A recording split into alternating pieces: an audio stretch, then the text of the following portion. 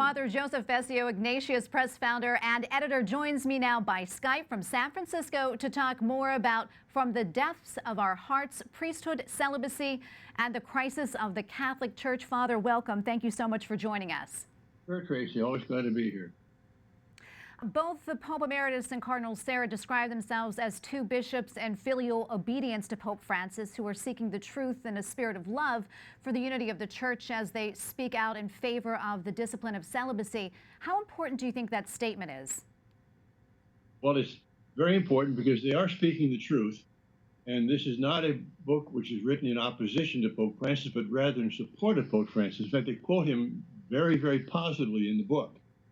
So they're just trying to help support him with more knowledge about what the pastoral and ecclesiastical consequences are of a potential ordination as a general rule of viri probati, or mature men, married men. What do the Pope Emeritus and Cardinal Sarah have to say about the relationship between priestly ministry and celibacy? Since Cardinal Sarah is from Guinea, which is a French-speaking part of Africa, I always refer to him as Sarah. He may say Sarah in English, but in French it would be Sarah because you always accent the last syllable. And I like to say Cardinal Sarah rhymes with hurrah. He's a wonderful man of the Church. He's a very close friend of Benedict's. And Benedict himself was thinking of writing something about the priesthood and priestly celibacy, but he said in the book, he says, lassitude, I was getting weary and old, I put it aside. But then when Cardinal Sarah came, we began discussing these things. That motivated me to finish this. And so Pope Benedict has a masterful little, maybe 45 pages on the priesthood, where he really goes to the root of the problem, Tracy. He says that it goes all the way back to Vatican Council II, not the council itself, what happened after the council. There was a misunderstanding of exegesis. That's kind of complicated, right? But interpreting scripture, namely unwillingness of modern scripture scholars to see the Old Testament as having a spiritual meaning which is fulfilled in the New. So, for example, Pope Benedict takes the Psalm 15, verses 5 and 6, where it said, my lot is a chosen one. The Lord is my portion and my cup. He's my inheritance. That referred to the Levitical priests, that they gave up everything for God. They had no land like the other tribes did. And this was a foreshadowing, a prefiguring of the priesthood in the time of Christ and the New Testament, so that a priest has to be someone who gives up everything to serve the Lord. That's just one example where Ratzinger does an exegesis, an interpretation of an Old Testament passage, and shows how it applies to the New Testament priesthood.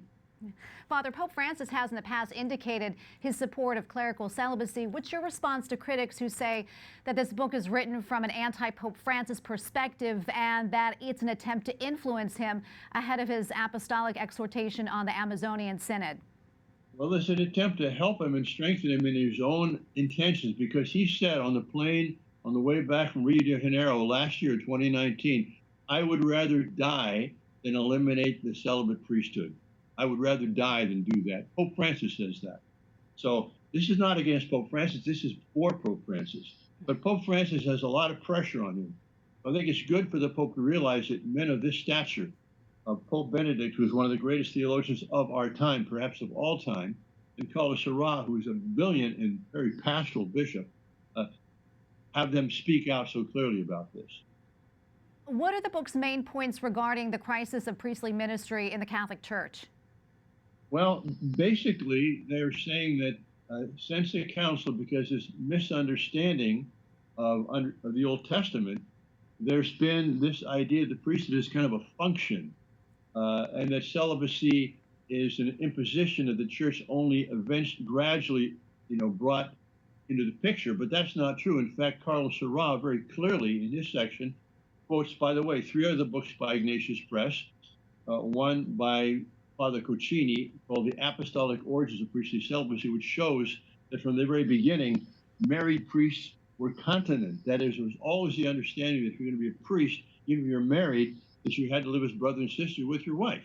That's an unbroken tradition in the Catholic Church until about the 1900s, late 1900s. So that's one thing.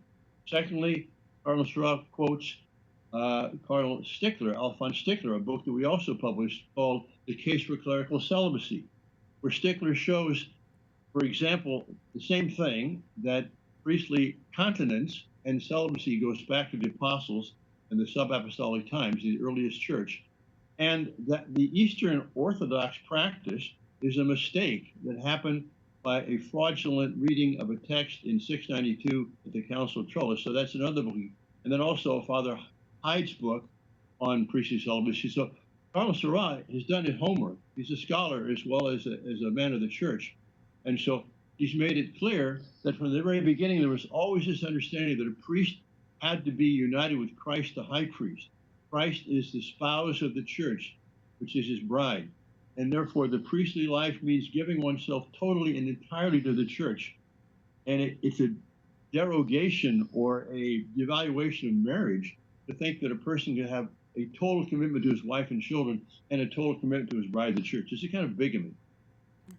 Some critics have asserted that Benedict XVI's retirement represents a commitment to absolute silence, and that this represents a violation of that silence that he promised. Well, I mean, there's no rule or regulation or commandment that applies to a pope who has resigned. I mean, it's only happened once in the last few hundred years.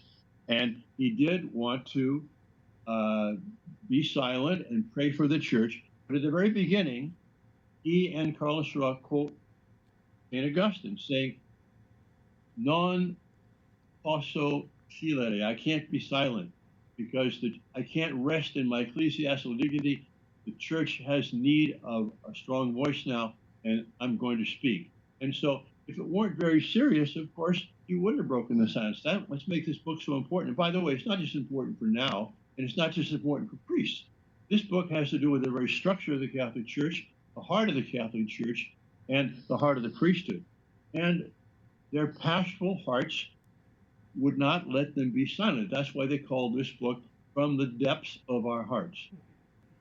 Well, Father, thank you so much for your insight. We really appreciate it. Gracie, good talking to you. God bless you. Keep up the good work.